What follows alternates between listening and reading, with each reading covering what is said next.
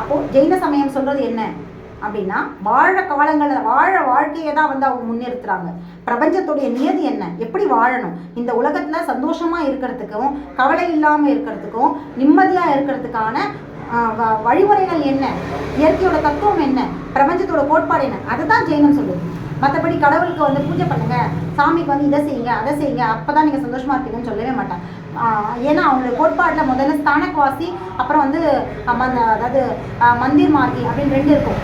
ஸ்தானக்வாசி அப்படிங்கிறது என்னென்னா, கடவுளோட பின்னாடி பிற்காலத்தில் இந்து சமயத்தை தள்ளி வந்து தான் இந்த மந்திர் மார்க்கி. ஆனால் அடிப்படையான ஜெயின தத்துவம் வந்து ஸ்தானக்வாசி, அதாவது பிரபஞ்சத்துடைய நியதிகளையும் மனிதர்கள் வந்து இயற்கையை உணர்ந்து வந்து அந்த வாழ்க்கையை துறந்தவங்களை வந்து வாழ்க்கையை துறந்த ஒரு ஞானிகளாக தான் அவங்க வணங்கினாங்க.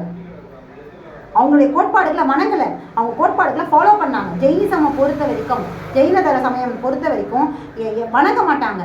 என்ன அவங்களுடைய குருமார்கள் சொன்னாங்களோ அதை வாழ்க்கையில் பின்பற்றிருக்காங்க. அவங்களுக்கு எந்த விதமான வழிபாட்டு முறைகள் கிடையவே கிடையாது. அதான் ஸ்தானக்வாசி. அதாவது அவங்களுடைய முன்னோர்கள் என்ன சொல்கிறாங்களோ அதை பின்பற்றுறாங்க. எப்படி வந்து நம்ம திருக்குறளை பின்பற்றிட்டு இருக்கோம் இல்லையா, திருக்குறள் சொல்கிறதையே வாழ்ந்துட்டு இருக்கவங்க எத்தனையோ பேர் இன்னமும் இருக்கிறாங்க. திருக்குறளில் முன்வைக்கிற எல்லா விஷயங்களையுமே கடைபிடிச்சிட்டு இருக்கவங்களும் இருக்கிறாங்க. இப்போ அவங்க எந்த சமயத்தை சேர்ந்தவங்களும் கிடையாது. அது நல்ல விஷயமா இருக்குது, அதை பின்பற்றுறாங்க, அவ்வளோதான். அதான் பிரபஞ்சத்தோட நியதி. அதீத சக்தியை பற்றி நமக்கு எதுக்கு, நமக்கும் அதுக்கும் தேவையில்லாத விஷயம். நம்ம இங்கே பிரபஞ்சத்தில் வாழ்கிறோம், இங்கே என்ன தேவையோ அதை நம்ம வாழ்ந்துட்டு போவோம். இங்கே என்ன சொல்லுது, எல்லா உயிர்களையும் நேசி, ஒரு மனிதனை நேசி. கடவுள்னா யார், நம்ம தான் கடவுள். நீ ஒரு மனிதனுக்கு நன்மை செய்யலையா, அப்போ நான் கடவுள். அந்த மனிதனுக்கு நாம் அந்த யார் நமக்கு உதவி செய்கிறாங்களோ அவன் கடவுள். ஒருத்தர் நல்லா இருக்கணும்னு நினைக்கிறியா, நீ தான் கடவுள். இவ்வளோதான் கடவுள். கடவுளை தேடி வெளியே தேடாதீங்க, உள்ளே தேடுங்க. எல்லாத்தையுமே நமக்குள்ளே வச்சிருக்கிறது தான் இயற்கையோட அடிப்படை. இயற்கையோடைய படைப்புடைய சாராம்சமே என்ன தெரியுங்களா, மருத்துவமும் நமக்குள்ளதான் இருக்குது, கடவுளும் நமக்குள்ளதான் இருக்காரு, நல்லதும் நமக்குள்ளதான் இருக்குது, எல்லாமே நமக்குள்ளதான் இருக்குது. புறத்தை தேடி போகாத அப்படிங்கிற அடிப்படை தத்துவத்தை சொல்கிறது தாங்க அக்குபஞ்சர். எல்லாமே அகம்தான், புற பொருட்களை தேடாத அப்படிங்கிற இயற்கை தத்துவத்தை சாராம்சத்தை மிக மிக மருத்துவத்தோட கற்றுத்தர ஒரே மருத்துவம், வாழ்வியலோட கற்றுத்தர ஒரே மருத்துவம் அக்குபஞ்சர் மருத்துவம் தான். நாங்கள் பிரச்சனைகளை வெளியே தேடவே மாட்டோம். எங்கள் உடம்புல நோய் இருக்குது அப்படின்னா, எங்களுக்கு தொந்தரவுகள் ஏற்படுத்துதுன்னா அதுக்கு காரணம் என்ன, அதை சாப்பிட்டதா இதை சாப்பிட்டதா, மழை பெஞ்சதா வெயில் அடிச்சுதா, அவனை தொட்டனா இவன் தும்புனானா, இதெல்லாம் தேட மாட்டோம். எங்கள் உடம்புல கழிவுகள் தேங்கி இருக்கும், ஏதோ ஒரு கழிவுகள் தேங்கி இருக்கு, உடம்போடைய எதிர்ப்பு சக்தி அதை வெளியேற்ற முனையுது, பராமரிப்பு சக்தி அதை பராமரித்து எதிர்ப்பு சக்திக்கு உதவி செய்யுது. இவ்வளவுதாங்க எங்களுடைய மருத்துவம் சொல்கிறோம். ஸோ நாங்கள் அகத்தை தான் தேடுவோமே தவிர புறத்தை தேட மாட்டோம். இது மருத்துவம் மட்டும் இல்லை, உடல் மட்டும் இல்லை, உடலும் உளவியல் மட்டும் இல்லை, இது மனிதனுடைய வாழ்க்கைக்கும் தேவையான தத்துவத்தை இங்கே உணர்த்துது. எந்த பிரச்சனைக்குமான தீர்வை புறத்தில் தேடாத. ஒரு பிரச்சனை வந்துட்டுனா அதுக்கான தீர்வு உனக்குள்ளே தான் இருக்குது. இந்த மாதிரி இதுதாங்க, இது அடிப்படை.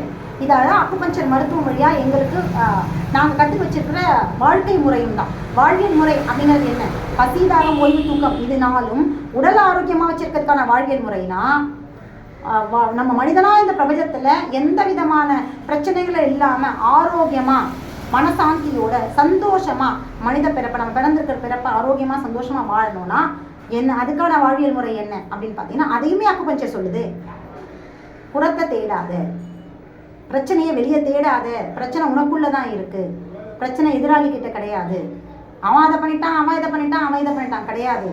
நீ என்ன பண்ண, நீ உன்னை திருத்து, உனக்கான அவன்கிட்டேருந்து எந்த பிரச்சனையும் வராது. நீ இப்படி இருக்கிறதுனால தான் அங்கேருந்து உனக்கு வந்து ரிஃப்ளெக்ட் ஆகுது ஒழிய பிரச்சனை வெளியே இல்லை, உனக்குள்ளே தான் இருக்குது அப்படிங்கிற உன் மனசை நீ கவனி, உன்னை நீ கவனி, எப்பவும் உன்னை நீ கவனி, வெளியே கவனிச்சிட்டு இருக்காது அப்படிங்கிற ஒரு தத்துவத்தை, ஒரு அடிப்படையான இயற்கை தத்துவத்தை, மனித வாழ்வியல் நெறிய திருக்குறள் முன்வைக்கிற ஒரு தத்துவத்தை சொல்கிற ஒரே மருத்துவமாக அக்குபஞ்சர் தான். இது எந்த மருத்துவமும் சொன்னதே கிடையாது. ஏன் அப்படின்னா எல்லா மருத்துவமும் மருந்து அப்படிங்கிற ஒன்றை வெளியே தேடிக்கிட்டே இருக்கிறாங்க, அதனால தான் இன்னும் சக்ஸஸ்ஃபுல்லாக ஆகலை. ஆனால் அக்குபஞ்சர் மருத்துவம் மருந்தை உடம்புக்குள்ளே தேடும், படைச்ச உடம்புக்குள்ளேயே எல்லாமே இருக்குது அப்படிங்கிற இயற்கையும் உள்ளதாக இருக்குது, மருத்துவமும் உள்ளதாக இருக்குது. அப்போ நீ உள்ள தேடு அப்படிங்கிறது தான் இந்த தத்துவம். அந்த தத்துவத்தை உணர்ந்து இருக்கிறதுனால தான் நாங்கள் எல்லாருமே இன்றைக்கும் எங்களுடைய எங்களுக்கு என்ன தேவையோ அதை அந்தந்த நேரத்தில் பூர்த்தி அடைஞ்சிருக்கோம். நாங்கள் எதையுமே கிடைக்கலையே அப்படின்னு கேட்குறது. எல்லாருமே என்கிட்ட கேட்பாங்க. அதாவது என்னன்னா, நிறைய பேர் என்கிட்ட ஒரு கேள்வி கேட்பாங்க, பேசுவேன்.